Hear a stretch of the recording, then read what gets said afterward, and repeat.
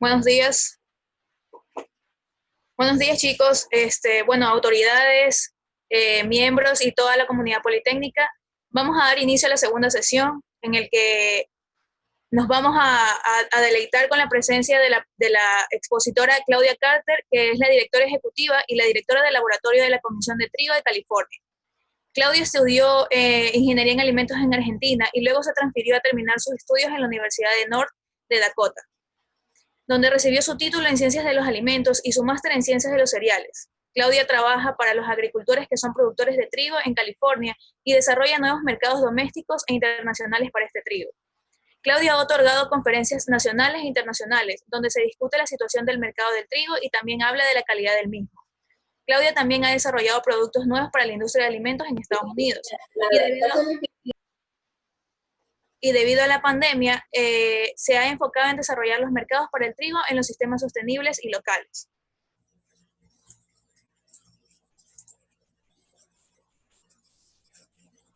A continuación vamos a dar paso a la expositora.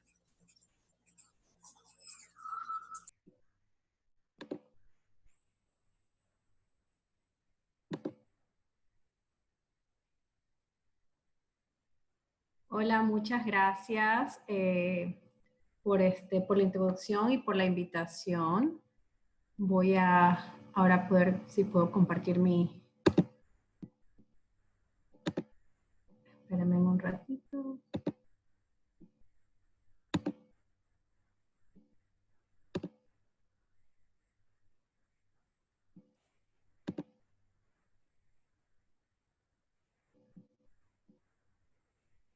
Ya, pueden ver ahorita lo que les estoy compartiendo, pero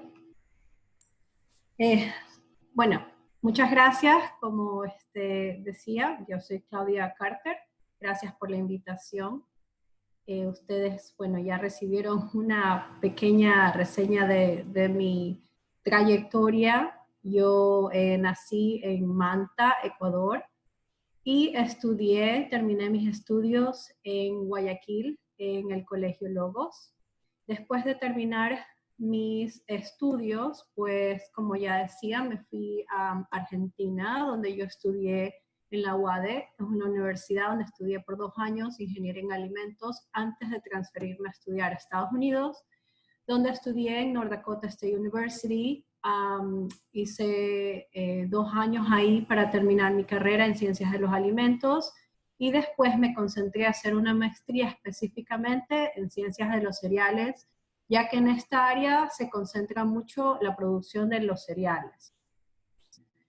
Bueno, y después de eso ya me transferí acá a California, donde empecé mi carrera como directora de laboratorio y de ahí me convertí en la directora ejecutiva de la Comisión de Trigo. Todavía trabajo con la universidad, tenemos un estrecho tenemos una asociación con la Universidad de California Davis, que está muy cerca de donde nosotros estamos y tenemos el laboratorio. Entonces aquí estoy con Dr. Jorge Dukovsky, que es uno de los mejores mejoradores de trigo del mundo, y Carlos Guzmán, que trabajó en el Instituto de CIMET, que es el Centro de Investigación de Maíz y Trigo, que está en México. Ahora Carlos trabaja como profesor en la universidad en Córdoba, en España. Entonces, bueno, eso es un poco de mi trayectoria. Sigo haciendo investigación y trabajo. Básicamente un trabajo bien interesante, porque yo trabajo con toda la cadena de valores. O sea, yo trabajo con el agricultor y con todas las personas que están y las entidades en medio antes de un producto. Entonces, mi perspectiva de la industria de alimentos es un poco diferente. Entonces, lo que yo les voy a presentar ahora es una combinación de lo que yo he aprendido, lo que es una industria sostenible, y como el futuro de lo que serán productos que se desarrollen como el mismo, con la importancia de siempre mirar a toda una cadena de valores. ¿Okay? Entonces, sé que también pueden haber personas aquí en esta presentación de otras áreas, pero me voy a concentrar básicamente en lo que es la parte de los alimentos, que es lo que yo me enfoco. Bueno, vamos a empezar. Voy a empezar esta presentación, como yo digo, como un estudiante o una persona que trabaja en la industria de alimentos desarrollando un producto lo vería. O sea, de atrás va a empezar, sí, de atrás del final hacia el principio, o sea, vamos de forma contraria, diríamos, ¿no? Para ir como ustedes cogen como ir pelando una cebolla, por ejemplo, la van pelando y llegan hasta el centro. Entonces vamos a empezar del pan, que es lo que, bueno, trabajamos mucho con la industria panadera. Entonces, las industrias panaderas, ¿qué es lo que siempre se enfocan? Ellos se enfocan en usar los productos que están aquí. El producto que se utiliza mayormente es la harina, obviamente ponen agua, levadura, sal, enzimas y otros aditivos, ¿no? Pero enfoquémonos que el producto principal la materia prima principal de este producto es la harina. Y si vemos un poquito más adentro de lo que es la harina, vamos a saber que lo más importante de la harina va a ser la calidad de su trigo. La calidad de su trigo viene siendo por la calidad del gluten que tenga, ¿no? Y para verlo de una forma bien general, esto va a depender de la calidad de la tierra, el manejo de cultivos y clima, es lo que va a hacer depender o va a hacer que dependa la calidad del mismo, del gluten y del trigo. Entonces lo vamos a ver cómo las partes que vienen antes de la producción de un pan se ven reflejadas en la calidad y la producción de la misma. Ahora, si continuamos con un paso atrás, vamos a ver que está la industria molinera, que son los que producen la harina, ¿verdad? Entonces ellos van a producir calidades diferentes. ¿Y por qué? ¿Y qué es lo que hace que sean calidades diferentes de harina? Bueno, el tipo de trigo es uno de las partes más importantes para los molinos. Eso es uno de los que ellos más se enfocan. ¿En qué tipo de trigo voy a utilizar? Y sin ir muchos detalles, van a ver si es un trigo suave o un trigo duro. Por ejemplo, un trigo suave se utiliza para lo que son tortas, galletas, que no necesitan mucha alta proteína, y lo que viene a ser el trigo duro, que es el que se utiliza más para lo que son panes, por ejemplo, un trigo duro que se llama, que se utiliza para hacer pastas. Esos usualmente tienden a tener más alta proteína. Entonces, eso es uno de los factores números uno que los molinos van siempre a enfocarse a entender. Y de ahí, el tipo de molino es muy importante. Usualmente se utilizan molinos de rodillos bastante grandes que hacen la separación de la parte de la cascarilla del trigo con lo que está dentro, que es la endosperma y el germen. Entonces, eso también va a afectar la calidad de la orina al final. Y también, obviamente, qué tipo de sistemas del molino se utilizan. También va a ser de la mano del tipo de molino que están utilizando. Entonces, estos son, en general, los puntos más importantes para un molinero, ¿no?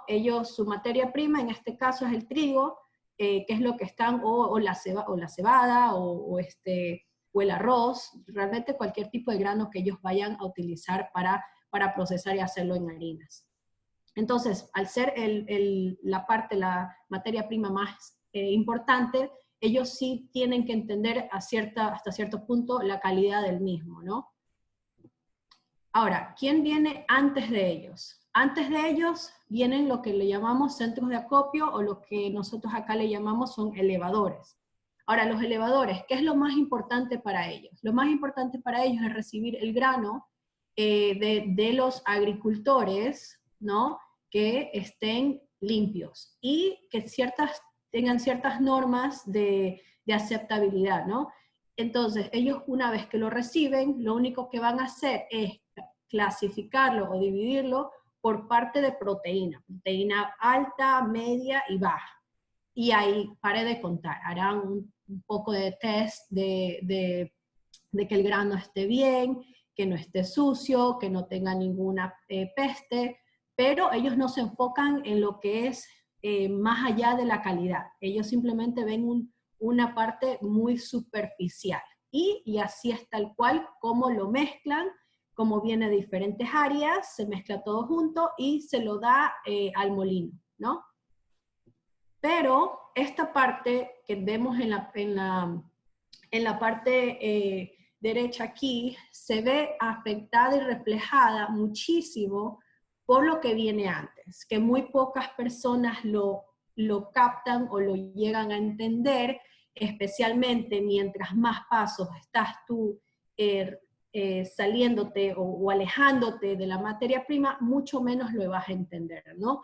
Entonces, la parte que menos se entiende, que es algo muy importante, es el agricultor, los agricultores, o sea, toda la materia prima, todo lo que se utiliza en un alimento ha sido producido por algún agricultor, ¿ok?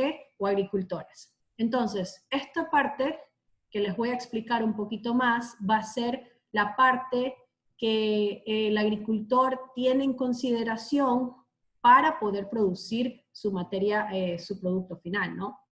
¿Y qué son las cosas que ellos hacen? Una de las cosas que hacen es los cultivos. Ellos tienen diferentes formas de cómo producen sus cultivos, y una de las estrategias específicamente en California es la parte de un sistema de rotación. ¿Qué voy con eso? Ellos no producen aquí un solo cultivo, ellos producen muchos. De hecho, mis agricultores con los que yo trabajo, lo mínimo que yo he escuchado que producen son 7 cultivos.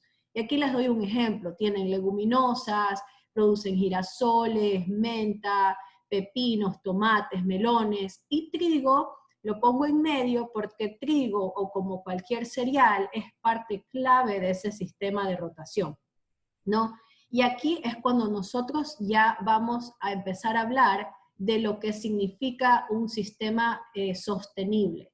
Porque para un agricultor, un sistema sostenible tiene que tener varias pautas. Y una de las pautas es la rotación. ¿Y por qué se hacen rotaciones de cultivos?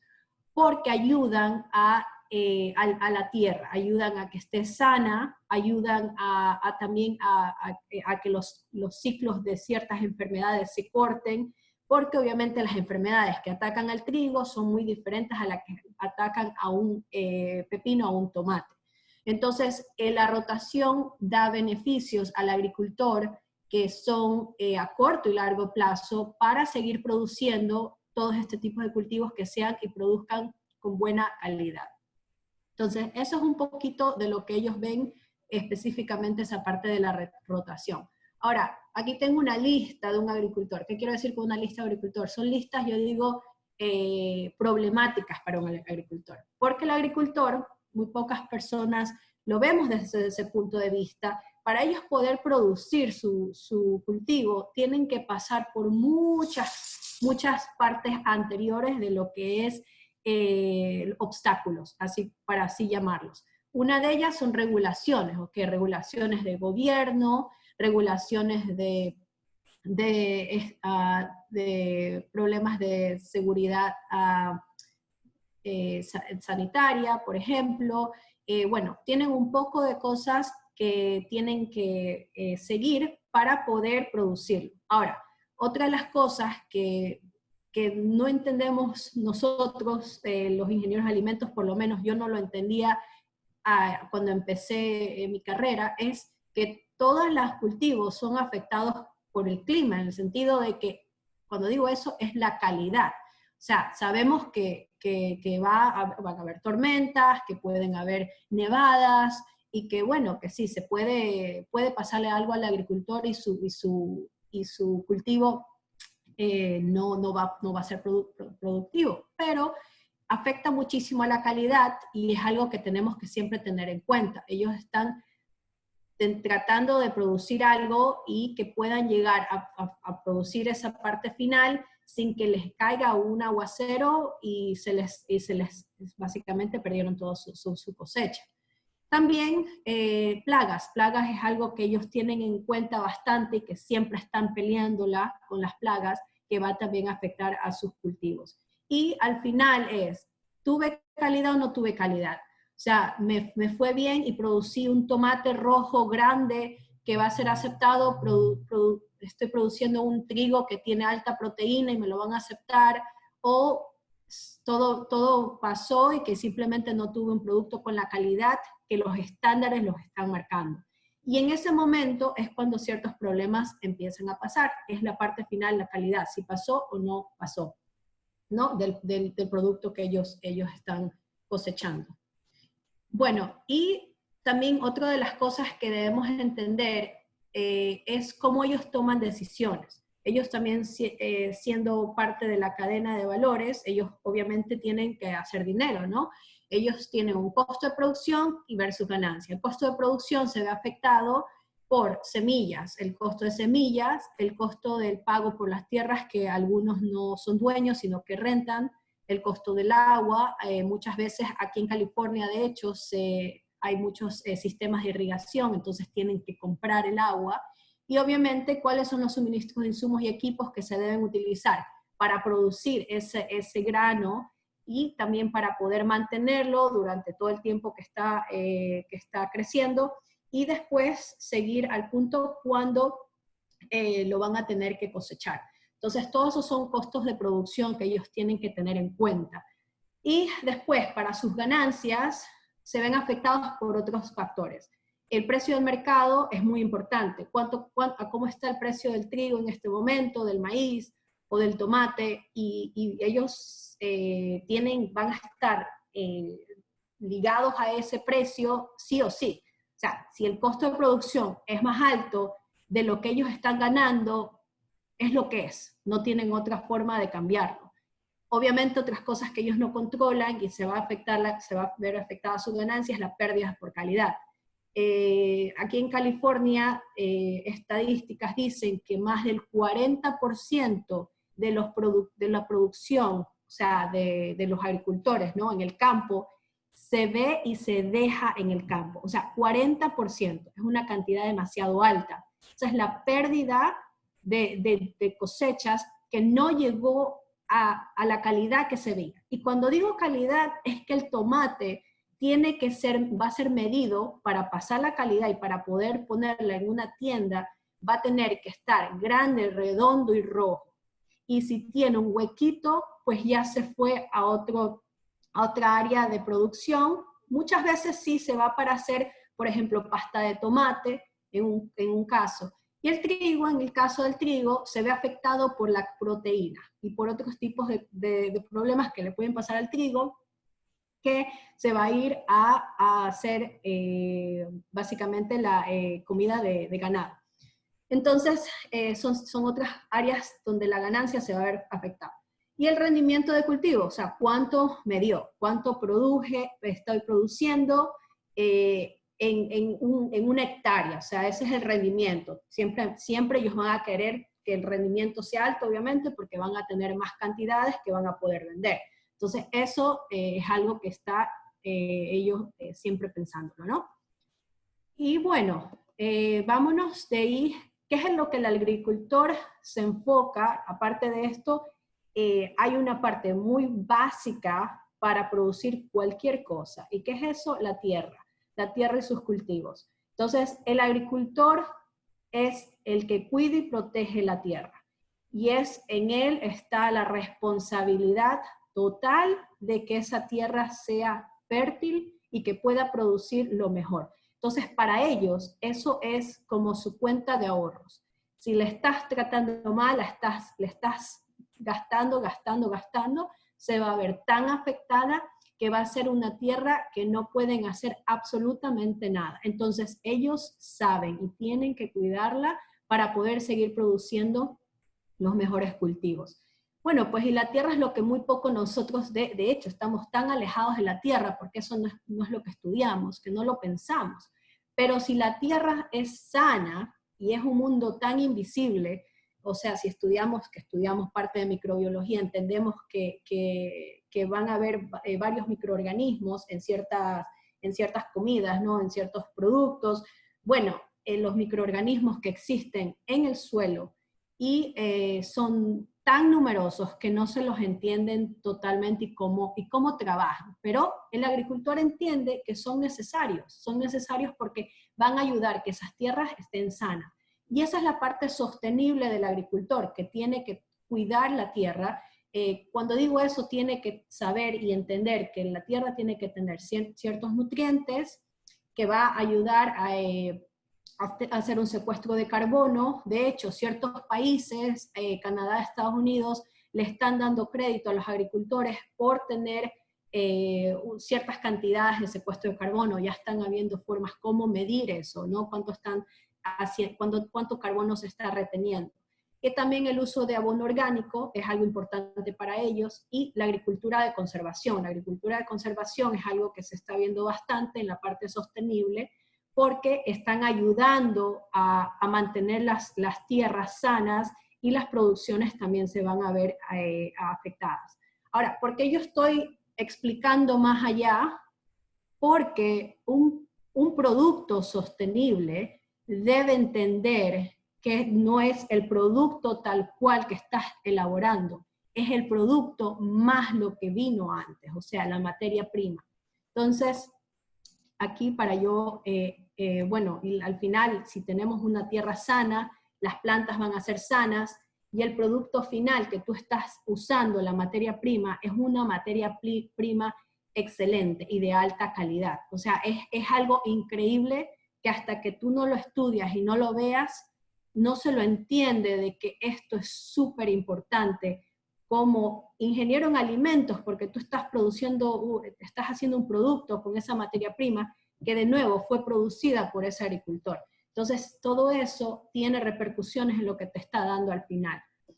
Para darles un ejemplo clave, aquí les voy a decir cómo se ve reflejado cuando empezamos desde la tierra y qué es lo que pasa cuando eso me va a afectar mi producto final. Y les voy a dar un ejemplo clave aquí.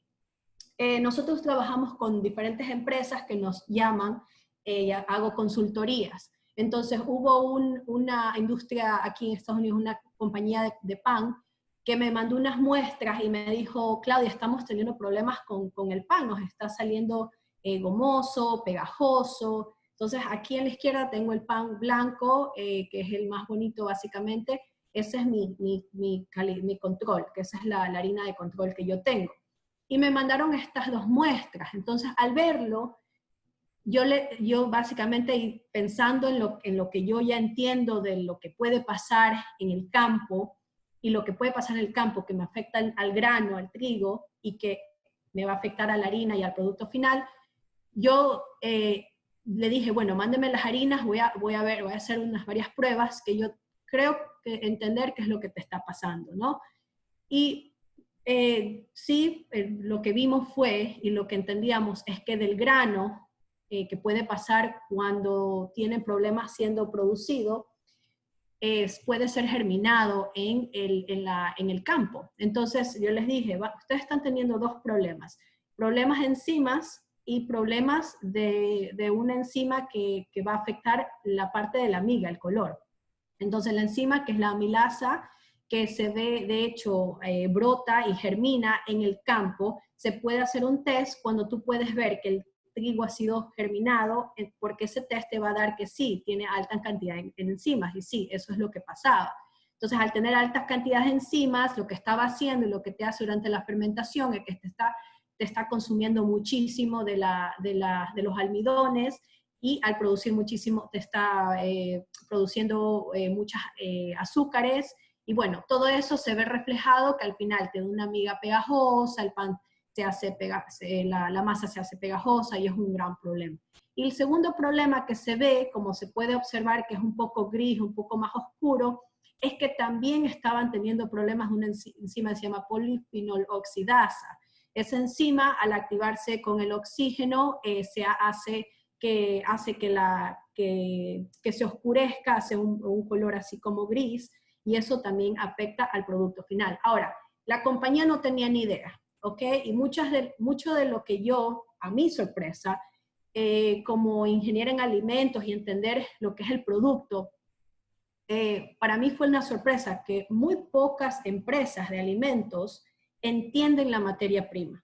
Entonces, aquí es lo que yo quiero decir, la parte de entender la cadena de valores, ¿no? De que se debe entender hasta cierto punto que como ha sido producido en un campo, muchas cosas pueden ir mal en el campo que me van a afectar la calidad de la materia prima. Y no solamente eso, también al entender qué es lo que puede pasar en todo en ese valor, en esa cadena de valores, que también me pueden afectar lo que serían problemas de salud.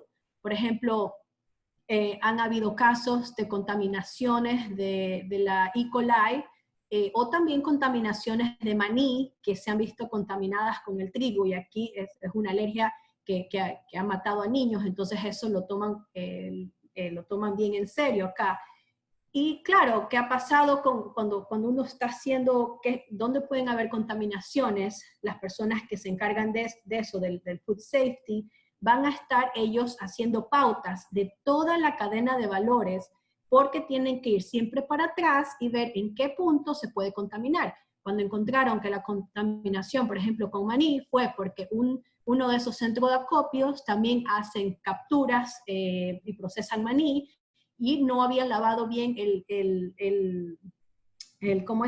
donde transportaban el camión, y al no lavarlo bien, el trigo estaba ahí, y simplemente con el polvillo, cuando ya lo molieron, tenía la contaminación del maní. Entonces, tiene que siempre uno estar mirando atrás en qué puntos pueden haber problemas, ¿no? Entonces, claro, con eso yo siempre digo, para nosotros que nos estamos encargando de tratar de desarrollar productos sostenibles, para poder desarrollar un producto sostenible, se debe entender cómo funciona la cadena de valores, y en cada paso sean sostenibles, porque tampoco puedo yo hacer un producto al final que yo digo que es un producto sostenible, si no estoy mirando qué está haciendo cada parte de la cadena y de que están tomando pautas para hacerlo. Ya les voy a decir lo que nosotros entendemos lo que es sostenible. Y también de la mano va que para solucionar problemas es importante entender la producción de la materia prima, que es lo que les explicaba, ¿no? Y para dar mis conclusiones un poco más adentro de lo que es la producción sostenible para nosotros, y como lo vemos como una industria acá, es que es un viaje de cambios y adaptaciones continuos. O sea, no tiene fin. Y ese es el problema. Muy pocas personas lo entienden así. Ellos piensan que es un destino donde tienen que llegar, y eso no es así. Es un camino donde tú vas parando en ciertas áreas y mejorando en ciertas áreas, ¿no? Y tú siempre vas en camino hacia arriba, o sea, vas en una loma donde se te van presentando un poco de problemas, y tú los vas tratando de adaptarte a eso y mejorarlo, y vas a seguir continuando. Y es un camino de nunca terminar. Siempre vas a estar tratando de hacer algo mejor, ¿ok? Y algo mejor, al final, sabemos y entendemos que es por el planeta, o sea, sabemos que es por la tierra, que es para producirlo, ¿no? Que es algo que estamos dejando atrás, pero no estamos dejando atrás un problema, estamos dejando atrás, es una solución que existía a un problema. Otra cosa que muchas personas piensan, que los productos sostenibles son caros, y eso no tiene nada que ver. De hecho, es lo contrario. Lo que tú estás tratando de hacer con un producto al crearlo y desarrollarlo sostenible, sea que estás produciendo un maíz, un trigo en el campo, o que estás haciendo un pan que quieres que hacer sostenible, lo que estás haciendo es que estás rebajando ciertos costos de materia prima de producción. Un ejemplo que les doy es que al agricultor, al tener un sistema de rotación de cultivos, por ejemplo, va a ayudar a minimizar la presión de enfermedades, de plagas. Entonces ellos no van a tener que agregar pesticidas que son caros. Entonces, al no tener que agregar ciertos pesticidas, ellos están reduciendo los costos. Es un ejemplo, ¿no? El ejemplo del pan, por ejemplo, si yo digo, quiero tratar de desarrollar un producto que está siendo sostenible porque estoy trayendo la materia prima de alta calidad, porque al final, si tienes una materia prima de alta calidad, ¿qué es lo que va a pasar? Y esto es otra cosa que yo siempre les digo a los panaderos. Le vas a pagar un poquito más al centro de acopio o al agricultor porque te dé un trigo de mejor calidad, sí, le vas a pagar un poquito más, pero mira lo que te vas a ahorrar. Te vas a ahorrar en no ponerle gluten, que es un aditivo, de hecho, un mejorador, es bien caro. Entonces no vas a tener que agregarle eso o vas a tener que agregarle mucho menos de lo que le estás agregando ahorita a la fórmula. Entonces la reformulación de tu nuevo producto que estás haciendo se va a abaratar, los costos van a ser más bajos, no vas a tener que usar tantas enzimas y otros aditivos que son caros. De nuevo, porque la materia prima está haciendo el trabajo justo que debe hacer, ¿no? Y la parte final de esto es entender que es un sistema muy complejo que trabaja en conjunto, que va uno con el otro. O sea, es un sistema que si algo le pasó al suelo, le cambia la planta, y la planta le cambia el trigo, y el trigo le cambia la harina, y la harina le cambia el pan. Es todo relacionado. Tenemos que entenderlo como como es un sistema que va de la mano y que si algo se rompe dentro de un punto de la cadena, se rompió el siguiente paso. Y es cuando tú entiendes cómo empieza la producción de esa materia prima, vas a entender mucho mejor cómo ese sistema está trabajando en conjunto.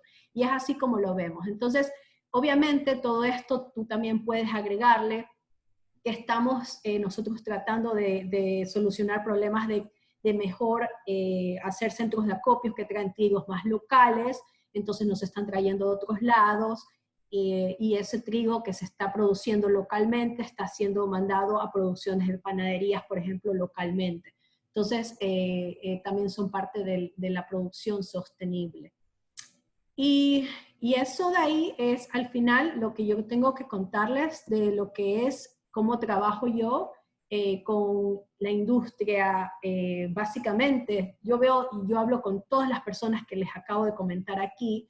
Yo entiendo ahora mucho más de lo que es la tierra, los cultivos. Obviamente yo hablo muchísimo con los agricultores, he aprendido mucho de ellos. Tengo la relación directamente con los centros de acopio y los elevadores. Y también damos soluciones y hablamos mucho con los molineros y los panaderos. Obviamente, cuando digo panaderos, me refiero a una industria mucho más grande, que también incluye la industria de tortillas. California tiene una de las industrias más grandes de tortillas de producción, la industria de la pasta, la industria de los tallarines chinos. Bueno, básicamente todo lo que tenga que ver con harina, nosotros lo manejamos. Y una de las empresas que yo siempre aplaudo y les digo que están haciendo y tratando de hacer lo que son una industria sostenible es la industria Barilla. Barilla, que es la industria más grande del mundo de hacer pastas. Ellos tienen, de hecho, un manual de pautas que le dan al agricultor para que ellos sigan, para que puedan producir un trigo que sea sostenible, para que ellos lo puedan utilizar en sus pastas.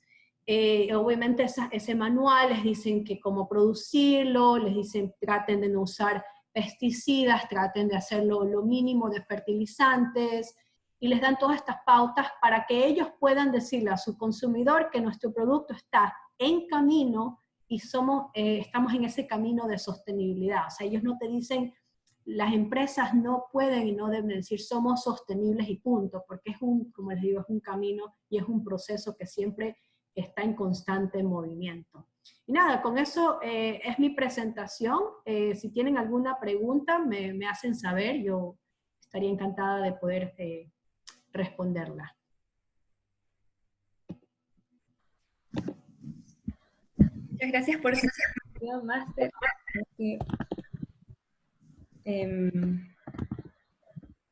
Creo que nuestra host se le perdió la conexión, era María Valdeón, pero yo podré continuar con esa parte. No tenemos las preguntas en el chat, pero algunas preguntas las han realizado por el link de inscripción, dentro de las cuales tenemos las siguientes. ¿Qué papel juega en la industria alimentaria el pilar ecológico? Muchísimo.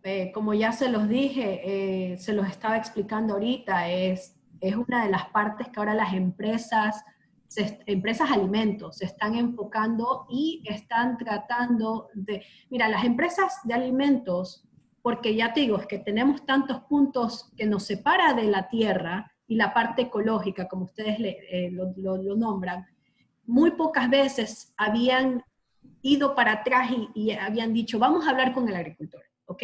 Muy pocas veces. De hecho, cuando yo empecé hace 6 años, eso no existía. Pero y ahora se ve más y se ve más porque el consumidor está haciendo mucho más preguntas y están siempre pensando en ese cambio climático y están diciendo, varios acusan y dicen el agricultor es parte del problema y no es así. El agricultor no es parte del problema. El agricultor, como yo les digo, es parte. Les digo que hay excepciones, como en todas cosas que existen, hay excepciones y sí que existe algo que se llama monocultura, que es básicamente que tú produces el mismo cultivo de nuevo, de nuevo, de nuevo. Eso no está bien, pero sí hay empresas que se dedican a buscar esos agricultores, que hay muchos, para decirles, queremos nosotros que nos des materia prima que estén siendo producidas con sistemas ecológicos. Es súper importante y definitivamente es el futuro de la industria de alimentos y de tratar de traer suministros de ese tipo de materia prima. Listo, muchísimas gracias. Muy de acuerdo con usted, la verdad. Otra de las preguntas que tenemos aquí ¿es necesario que una empresa cumpla los 3 pilares de la sostenibilidad? Sí, sí, porque, como les decía, todo va de la mano y si uno se rompe, así sea uno de los pilares, entonces tú no puedes decir que tú eres una empresa sostenible. O sea, y a la vez esos pilares que tienes son pilares, como te digo, que están en constante movimiento. Es muy difícil, pero no es imposible. La cosa es que tú tienes como, o sea, yo lo que les digo siempre a los de producción, inclusive a las empresas en la parte de mercadeo, que no entienden nada del producto, porque claro, te dicen a ti, desarrollame un producto que tiene que tener más esto, menos esto y no sé qué, y no tienen ni idea.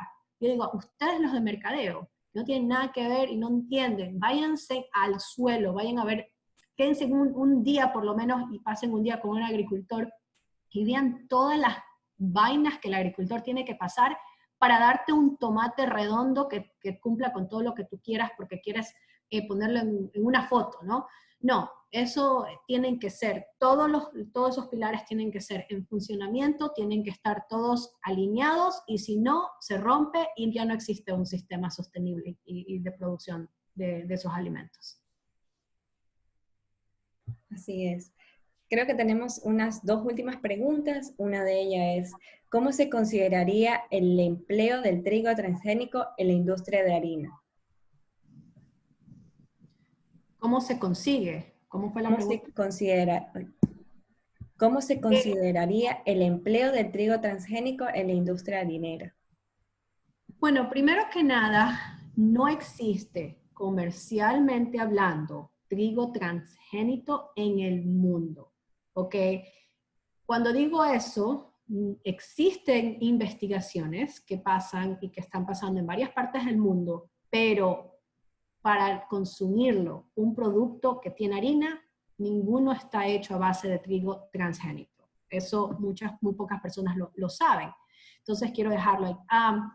Como lo vemos en el mercado de Estados Unidos y como se lo ha tratado de ver y de tratar de introducirlo, es que siempre han habido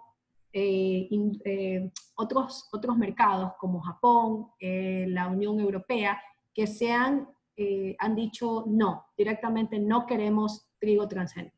Entonces, como lo veo es que es muy difícil y un poco quiero decir y llegar a decir imposible que se vaya a ver trigo transgénico en los años que vienen, que sean aceptados por específicamente Japón, Corea y la Unión Europea. Son los lugares donde menos van a ser aceptados y que por la misma parte de que no van a ser aceptados Estados Unidos, como sus clientes número 1 son Japón, por ejemplo, ellos no van a hacerlo porque no quieren perder a un cliente como Japón.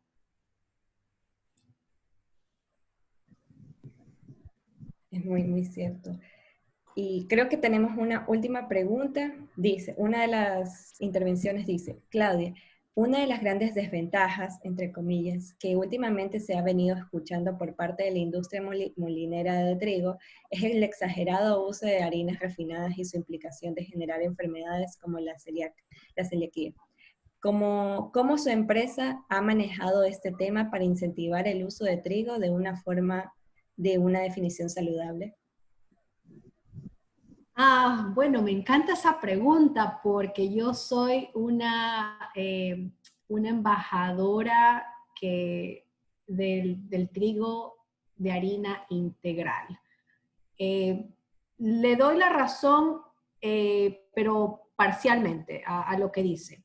El trigo se ha estudiado de que por ser refinado no es que ha hecho problemas en los celíacos, ¿ok? El que es celíaco no puede comer trigo y punto. Pero ya investigaciones que lo han probado, lo han dicho, de que no es que el trigo ha hecho que más gente se haga celíaca. Siempre ha existido, simplemente que ahora lo están detectando. Ahora, lo que sí ha hecho la industria molinera y la industria panadera es que, porque nosotros al crear productos que queremos que salgan y se produzcan más rápido, es que tienes que agregarle ciertos químicos, levadura y aditivos, y el proceso de fermentación que tú haces ese pan es súper corto, o sea, no le das ni siquiera un poco de descanso para que ese gluten se degrade un poco durante la fermentación. Yo lo veo más que es un problema como lo procesan, y siempre lo digo así, es como el pan es procesado, más no, y con qué, la materia prima, obviamente, más no el trigo tal cual como es. Si les voy a dar las soluciones. Una, usar trigo integral, ¿ok? Porque la fibra es excelente para nosotros, para nuestra flora del intestino, y eso, investigaciones hay por montón, que te bajan, reducen diabetes de tipo 2, las enfermedades cardiovasculares se reducen, bueno, tienes un poco, ciertos tipos de cáncer se han visto que también ayuda con eso. Entonces, esa es una de las soluciones, usar trigo integral. Y la segunda solución es que la fermentación se debe hacer por lo que llamamos masa madre, que son sourdough o masas agrias o panes agrios. Y así es como se producía el pan hace muchos años. Se hacían con un trigo que se molía, y no estoy diciendo que volvamos a esa era, pero lo estoy diciendo porque así era como se procesaba. Se hace el trigo de harina integral, se molía en la casa y se hacía el pan a base de esa masa madre porque no existía la levadura, que es ahora la levadura sintética que se tiene. Ahora, no estoy diciendo que eso va a cambiar, y esa es parte de lo que nosotros estamos tratando de enfocarnos en lo que es parte sostenible, porque parte sostenible quiere decir que yo como productor de alimentos le estoy dando un producto sano y saludable, y esa es mi responsabilidad. O sea, yo quiero crear a este mundo y de darle a este mundo algo mejor de lo que le hemos dado antes. Y la harina blanca, como cualquier otra harina blanca, lo que le ha sacado, yo siempre digo, lo más rico que tiene, que es la parte del afrecho y el germen, que tienen ciertas vitaminas y minerales que por más de que tú lo enriqueces, no le estás devolviendo lo que tiene. Entonces, es una parte muy importante para nosotros. De hecho, estamos desarrollando productos que son 100% base de materia integral, y sí se puede. Sí se puede, simplemente que también tienes que cambiarle y educar a los consumidores, porque el consumidor está pensando de que el pan tiene que ser siempre algo suave y tiene que verse blanco. Entonces, la percepción del consumidor va a ser cambiado. Pero con esto del COVID, lo que hemos visto también es que quiénes son las personas que han sido más afectadas, y esto es algo también que yo lo hablo mucho. Bueno, pues las 3 enfermedades que las dije: diabetes tipo 2, problemas cardiovasculares y personas obviamente con cáncer, y hay otras enfermedades que su sistema inmunológico es bajo. Entonces, ahora, y yo también digo, ¿cómo se cura y cómo se ayuda a no tener esas enfermedades? Son enfermedades de dietas, de nutrición.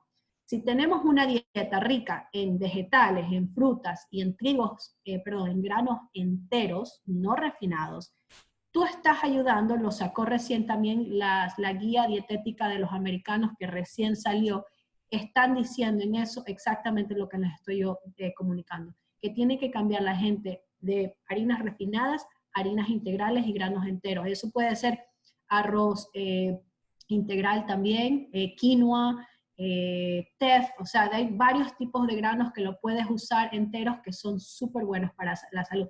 Y por eso mucha más gente está, de hecho, cambiando su dieta, porque ya se dan cuenta que no va a ser la primera pandemia que tengamos, ¿okay? Pueden haber otras, y tu sistema inmunológico tiene que estar listo y preparado para combatir. Si tienes una dieta que no te ayuda, que no te está ayudando, entonces no vas a poder enfrentar muy bien ese bichito que te está entrando en tu sistema. Si es posible responder una última pregunta, Sí, ¿me seguro. confirma usted? Sí, no hay problema. Listo. Entonces, una última pregunta es, ¿cómo su empresa incentiva a los agricultores para que no practiquen los monocultivos y apliquen la agricultura sostenible?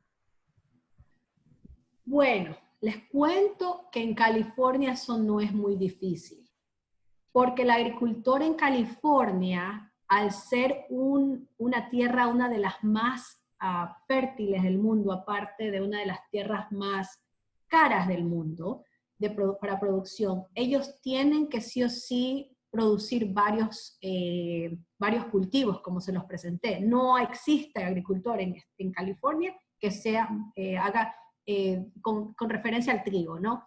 Ahora, en otras partes donde se ven más que nada afectados por el área, por el clima, porque ciertos climas simplemente no pueden producir otro tipo de cultivos, sino que trigo, maíz, soya, son los que más producen. Es un poquito difícil. Ellos lo que hacen, y no hay nada que yo pueda hacer para incentivarlos realmente, u otro de las personas, directores ejecutivos de otros de Kansas, por ejemplo, porque los agricultores son personas de negocios y van a producir lo que más dinero les dé. Entonces ellos, muchos de los agricultores de esa área donde se produce más trigo que en California, se han cambiado a producir más soya y maíz, porque ellos pueden producir un rendimiento más alto. Entonces, a ellos lo que les incentivó para cambiar a cultivos y siguen siendo monoculturas es lo financiero, es cuánto van a ganar. Entonces, ahora, ¿cómo se puede? Si hay una solución de cómo se podría, y ya lo están haciendo, yo soy parte de un network que están tratando de llevar al mercado productos regenerativos, que quiere decir como sostenibles, que se llama Grounded Growth. Lo que están haciendo ellos es que tienen un sistema donde tienen agricultores que están en todas partes de Estados Unidos y Canadá, y esos agricultores están siendo compensados por la empresa, o sea, por ejemplo, por el panadero, por la industria panadera, o están siendo compensados por la industria de lácteos, lo que sea, para que les produzcan un trigo que sea sostenible o regenerativo. Entonces, para que nosotros le cambiemos la mentalidad al agricultor, tiene que haber un premium, tiene que haber algo incentivo monetario. Y es la única forma en el sentido de que ellos vean que van a poder cambiarlo. Hay productores que lo ven y lo cambian sin que les den ningún incentivo monetario, simplemente porque, como les hablé, se dan cuenta que al cambiar sus sistemas de producción más ecológicos, ellos están viendo un retorno, o sea, están viendo mejorías en la tierra que está produciendo más, o sea, se están dando cuenta que es un manejo más estratégico a largo plazo y mejor para la producción de sus cultivos. Pero de por sí, cambiarle la mentalidad a un agricultor es muy difícil. Tiene que ser un paso por paso por paso. Y tienes que entenderlos también, tienes que hablar con ellos y ver qué es lo que ellos necesitan. Y sí, hay empresas que lo están haciendo muy estratégicamente. Muchas gracias, Master Claudia. Sé que hablo por todos y que nos ha parecido muy interesante su intervención. Sabemos que es muy difícil que las empresas lleguen a ser sostenibles, pero ese es uno de los retos que todas las industrias deben pasar para poder ser exitosas y más que todo darle un producto de calidad al consumidor. Y pues creo que no existe ninguna otra pregunta. No, pero en serio quiero darle el agradecimiento, un profundo agradecimiento por parte de todos los miembros de IFT que siempre intentan inspirarse y transformar nuestro ambiente laboral por medio de estas pequeñas actividades que realizamos poco a poco y pues bueno, han cambiado de una u otra manera con esta nueva situación. Entonces, muchísimas gracias. Si es que se puede tomar una fotito grupal con todos nosotros, le agradeceríamos mucho. Chicos, por favor, personas, todos, si pueden prender sus cámaras por unos segundos, se los agradecería un montón para que quede en evidencia. Por cierto, nosotros hemos grabado perdón el ruido que se escucha al final. Hemos grabado toda la sesión y esta se encontrará dentro de nuestras páginas de YouTube. Los pueden seguir como IFT _Spawn. Nos pueden también encontrar en Instagram y ahí poder ver todas las actividades que IFT oferta para nosotros. A ver, tomaré unas... Ok, 1, 2, 3. Y me esperamos un segundo para la otra. Ok, 1, 2, 3. Listo, ahora sí. Muchísimas gracias, Máster. Espero que todos tengan una excelente tarde y también los esperamos en la otra sesión a las 3 de la tarde. No se lo pierdan. Muchas gracias a todos por asistir y tengan una linda tarde. Hasta luego. Gracias, chao.